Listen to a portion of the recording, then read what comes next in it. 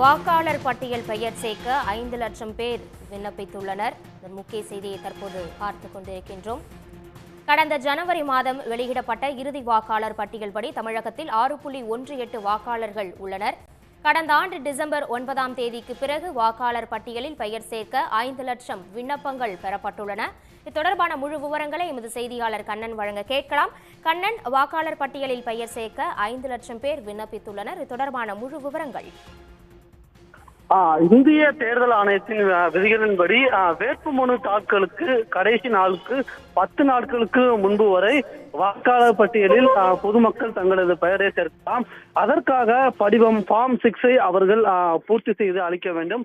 அதன்படி பார்த்தோம் என்றால் தமிழகத்தில் வேட்புமனு தாக்கலானது இறுதி நாளானது 27ஆம் தேதி நடைபெறுகிறது.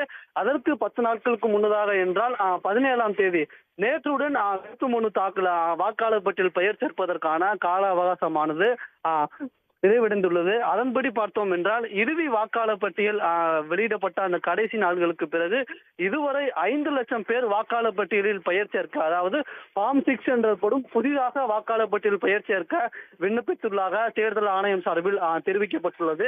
இவரின் பெயர்கள் அனைத்தும் பரிசீலனை செய்யப்பட்டு துணை வாக்காளர் பட்டியலில் சேர்க்கப்படும் என்று தெரிவிக்கப்பட்டுள்ளது.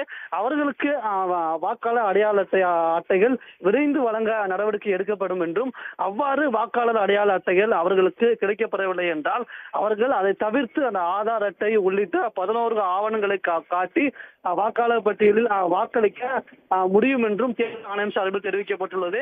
இதனை பிறகு, அதாவது நேற்றுக்கு பிறகு இன்று முதல் வாக்காளர் பட்டியலில் பெயர் சேர்க்க பணிகளும் மேற்கொள்ளலாம், அதாவது ஆன்லைன் மூலம் மேற்கொள்ளலாம். ஆனால் அவர்களது பெயர்களானது துணை வாக்காளர் பட்டியலில் சேர்க்க நடவடிக்கை எடுக்கப்படாது என்றும், தேர்தல் முடிந்த பிறகு வெளியிடப்படும் வாக்காளர் பட்டியலில் பெயர் சேர்க்கத்தான் நடவடிக்கை எடுக்கப்படும் என்றும் தேர்தல் ஆணையம் சார்பில் தெரிவிக்கப்பட்டுள்ளது. உங்கள் விரிவான தகவல்களுக்கு நன்றி கண்ணன். உடனுக்குடன் செய்திகளை தெரிந்து கொள்ள சன் நியூஸ் பெல் ஐகானை கிளிக் பண்ணுங்க.